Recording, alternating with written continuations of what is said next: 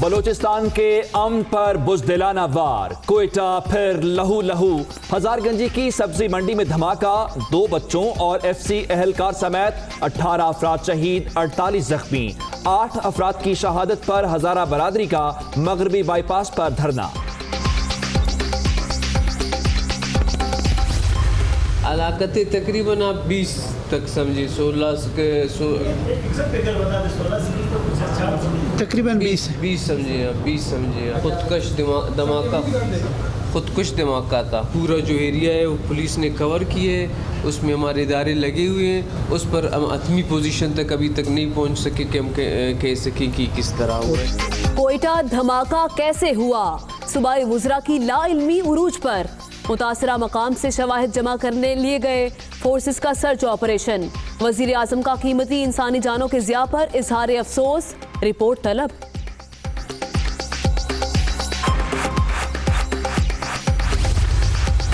बिलावल भुट्टो जरदारी का एक बार फिर नेशनल एक्शन प्लान पर अमल दरामद का मुतालिबा। कोयटा कमीशन रिपोर्ट की सिफारिशात पर अमल होता तो आज हालात मुख्तलिफ होते, जयाले रहनुमा का ट्वीट। दहशत गर्दी के खात्मे के लिए पाकिस्तान के रहनुमा असूल, सेक्रेटरी खारजा ने पॉलिसी गाइडलाइंस जारी कर दी। कौमी अज़म, मुसलसल जिद्दोजहद से तखरीबकारी का पांसा पलटा, तहमीना जंजुआ का बयान।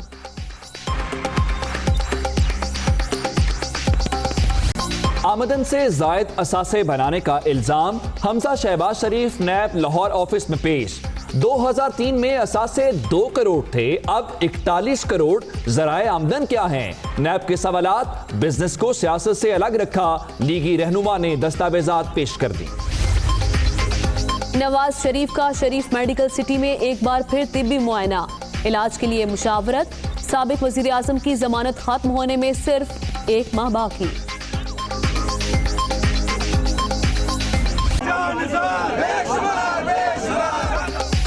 आमदन से जायद असासे बनाने का केस, कराची की एहतसाब अदालत ने आगा सिराज दुरानी को जुडिशल रिमांड पर जेल भेज दिया।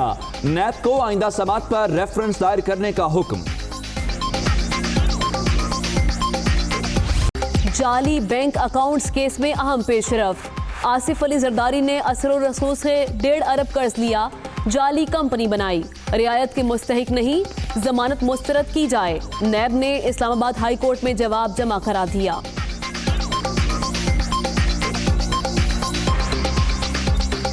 तहरीक इंसाफ को जवाब देने की तैयारी, घोटकी में जयालों के जलसे की बारी।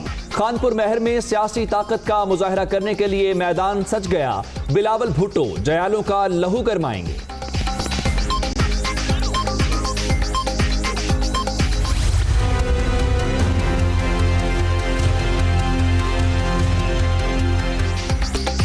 IMF प्रोग्राम के लिए असूली इत्तफाक, वफ्द जल्द पाकिस्तान आएगा। कुछ लोगों की वजह से मालियाती इदारे के पास जाने पर मजबूर हुए। असद उमर की इशारों में तनकीद। वजीर खजाना की सदर एशियन बैंक और वर्ल्ड बैंक के वफ्द से मुलाकातें, कीमतों में इजाफे से मुतालिक इकदामात का जवाब भी पेश।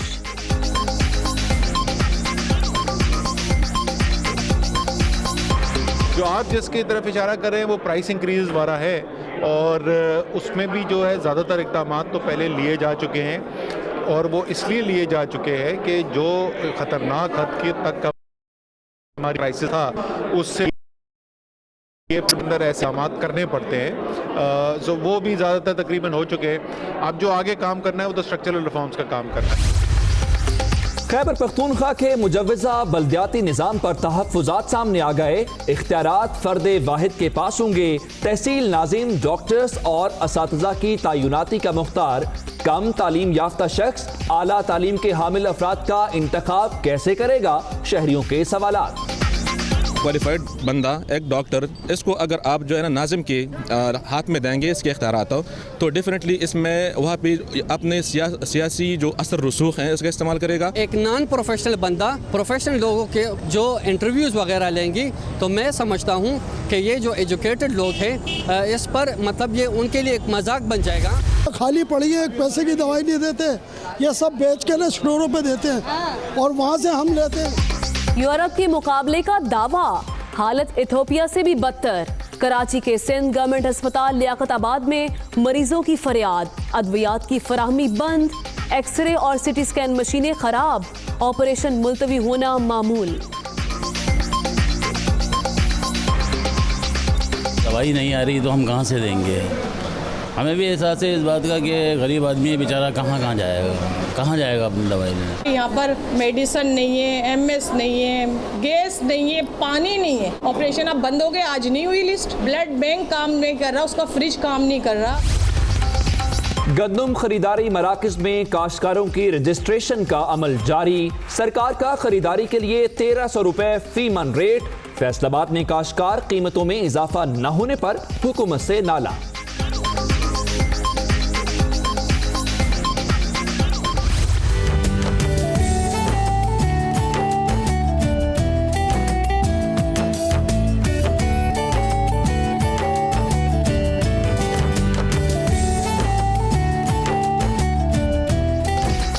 बैसाखी मेले में रंग जमाने के लिए सिख यात्रियों की भारत से लाहौर आमद।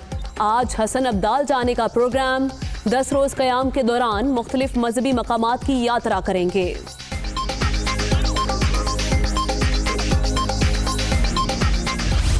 मिशा शफी और अली जफर का तनाज़ा सुप्रीम कोर्ट पहुंच गया। लाहौर हाई कोर्ट का फैसला चैलेंज। ट्रायल कोर्ट ने गवाहान पर जिरा मौखर करने की इजाजत नहीं दी। गुलकारा की दरखास्त।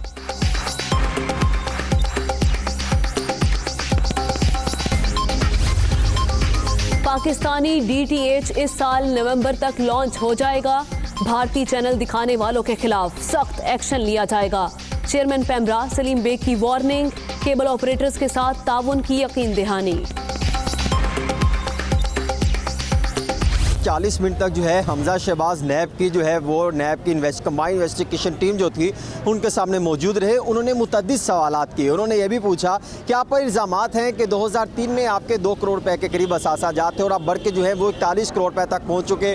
और उन्होंने फजलदाद अब्बासी और मुदस्सर क़य्यूम के हवाले से भी पूछा। उनके साथ साथ जो है मुश्ताक चीना से मुतल्लिक भी जो है सवालात किए। उन्होंने ये भी पूछा कि आप ये बताइए कि आपके जो आमदन से ज़ायद और फॉरेन रेमिटेंस सामने आए हैं उनसे मुतल्लिक क्या हक़ाइक़ हैं। तो जिस पर जो ज़राए ये बताते हैं कि कुछ दस्तावेज़ जो है वो हमजा शहबाज साथ लेकर गए थे। उन्होंने नैब की कंबाइंड इन्वेस्टिगेशन टीम जो थी उनके सामने पेश की और बताया कि ये जो है उनके जवाबात हैं। और ज़राए ये भी बताते हैं कि नैब की टीम ने ये सवालात किए कि आप ये बताइए कि जब ज़्यादातर आपके असासे जो हैं वो उस वक्त बढ़े हैं जब आपके वालिद शहबाज शरीफ जो है वो वज़ीर आला पंजाब के ओहदे पर जो तैनात थे और वज़ीर आला पंजाब थे। आप जो है कई सरकारी इजलासों में जो है शरीक होते रहे और आपके सासे कई गुना बढ़ गए। इसके हवाले से आप क्या कहते हैं? तो ये बताया गया कि सिर्फ यही चीज़ें सामने आई हैं और हक़ाइक़ यही चीज़ें सामने आई हैं कि बहुत सारे मामला सामने रखे गए। उसके बाद जो है नैब की कंबाइंड इन्वेस्टिगेशन टीम ने यह भी सवाल किए कि आप बताइए कि शहबाज शरीफ के जो असासाजात बने हैं या नुसरत शहबाज के जो असासाजात बने हैं उससे मुतालिक आप क्या कहते हैं? जो उनका ये कहना था कि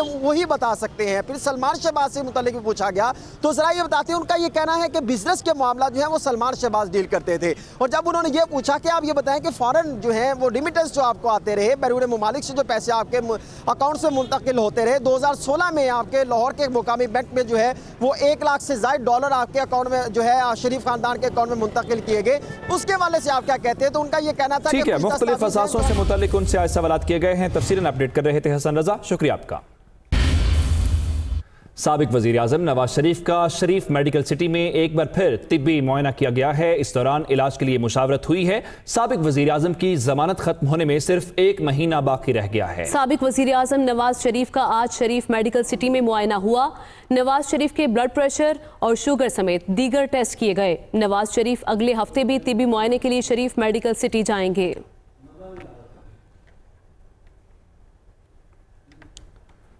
अहम खबर आपको दें कि 4 मेजर जनरल्स की लेफ्टिनेंट जनरल के ओहदे पर तरक्की हुई है, जिनमें major general Tahir Shamshad Mirza, major general Numan Mahmood शामिल हैं। ISPR के मुताबिक ऐसा बताया जा रहा है। जी हां, इससे पहले कुछ ब्रिगेडियर्स को मेजर जनरल के ओहदे पर तरक्की दी गई थी। आज 4 मेजर जनरल्स को लेफ्टिनेंट जनरल के ओहदे पर तरक्की दी गई है। Major general Tahir Shamshad Mirza, major general Numan Mahmood, major general Azhar Abbas, major general Faiz Hameed तरक्की पाने वालों में शामिल हैं। मजीद तफसीलात जानते हैं तो नुमाइंदे मोहम्मद इमरान से। इमरान, इन तरक्कियों के मुतालिक बताइएगा। जी बिल्कुल, 4 जो हैं वो रिटायर हो रहे हैं। अहम जो लेफ्टिनेंट जनरल हैं जो मुख्तलिफ ओहदों पे तैनात थे, जिनमें जो एडजुटेंट जनरल हैं लेफ्टिनेंट जनरल अनवार वो रिटायर हो रहे हैं और उसके साथ NDMA के जो चेयरमैन हैं वो रिटायर हो चुके हैं और उसके अलावा 2 जो और लेफ्टिनेंट जनरल हैं वो रिटायर हो रहे हैं। उनकी बुनियाद पे जो है ये खाली असामियों की जगह पे ये प्रमोशन की गई हैं। इनमें जो 4 जिन मेजर जनरल्स को तरक्की दी गई है उनमें मेजर जनरल ताहिर शमशाद अली हैं, मेजर जनरल फैज हैं, मेजर जनरल। ठीक है, शुक्रिया मोहम्मद इमरान, अपडेट कर रहे थे। अहम खबर आपको देंगे लाहौर से, जहां गैर कानूनी तैनातियां मंजूर वट्टू को नैब ने तलब कर लिया है। नैब ने मंजूर वट्टू को 23 अप्रैल को बुला लिया है, जबकि मंजूर वट्टू पर बतौर वजीर आला पंजाब 400 गैर कानूनी तैनातियों का इल्जाम है। मंजूर वट्टू, जिनका ताल्लुक पाकिस्तान पीपल्स पार्टी से भी रहा है, साबिक वजीर आला पंजाब भी रह चुके हैं, इसके अलावा पंजाब असम्बली के स्पीकर भी रह चुके हैं। अब उनको नैब ने तलब कर लिया है 23 अप्रैल को।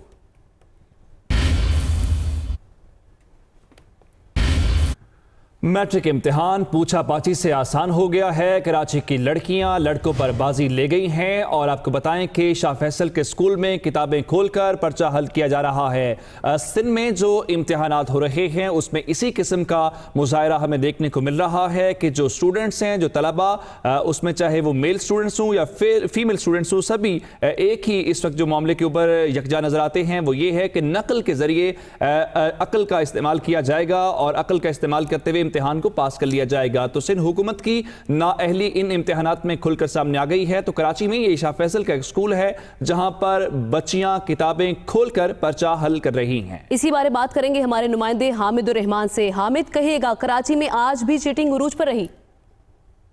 कराची में 9वीं और 10वीं जमात के इम्तिहान जारी हैं। आज 9वीं जमात का इंग्लिश का, 10वीं जमात का जो है मैथ का पेपर। तो और आप देख सकते हैं ग्रीन पब्लिक स्कूल है शाह फैसल कॉलोनी में, जहाँ तालबात जो है वो बेखौफ व खतर खुलेआम जो किताबें रखकर नकल कर रही है। इस वक्त बेशतर जो इम्तिहानी सेंटर हैं उन पर ये इसी तरह के जो है हालात देखे जा सकते हैं। नकल माफिया जो है उनको खुलेआम में जाने की जरूरत है। दफा 144 नाफे थे इम्तिहानी सेंटर्स के अतराफ में, उनके अंदर जो कोई भी शख्स गैर मुतलका शख्स नहीं जा सकता। लेकिन ये भी देखने में आया कि इम्तिहानी मराकज में गैर मुतलका अफराद खुलेआम अंदर जा रहे हैं, पुलिस की मौजूदगी के बावजूद जाते हैं, अंदर नकल करवाई जा रही है। और इस फुटेज में भी देखा जाता है तालबात जो है वो बगैर किसी खौफ के टीचर की निगरानी में जो है किताबें रखकर जो अपने पर्चे हल कर रही हैं। और यही तमाम इम्तिहानी मराकज की जो है हालत दारा जी। ठीक है, शुक्रिया आपका।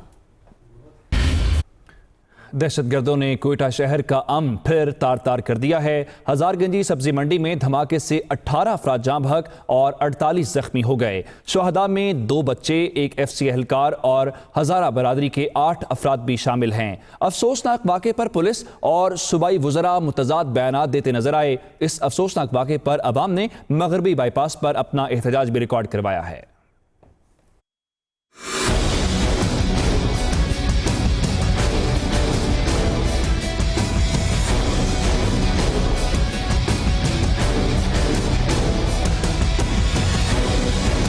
दहशतगर्दों का बुज़दिलाना वार, कोयटा शहर का अमन तार तार। खौफनाक धमाका हजारगंजी सब्जी मंडी में हुआ, जिसने हर तरफ तबाही मचा दी। धमाके से सब्जी और फ्रूट दूर दूर तक बिखर गया। करीबी दुकानों को भी नुकसान पहुंचा। इमारतों और गाड़ियों के शीशे भी टूट गए। धमाके के बाद रेस्क्यू टीमों ने जख्मियों और लाशों को एम्बुलेंस के जरिए अस्पताल मुंतकिल किया। शुहदा में 2 बच्चे, एक FC एहलकार और हजारा बरादरी के 8 अफराद भी शामिल हैं। धमाके में 4 FC एहलकार जख्मी भी हुए। तकरीबी कार्रवाई कैसे हुई, मुतज़ाद बयानात सामने आने लगे। सूबाई वज़रा की लाइल्मी भी उरूज पर नजर आई। अलाकतें तकरीबन आप 20 तक समझिए, 16 के तकरीबन 20 समझिए, 20 समझिए।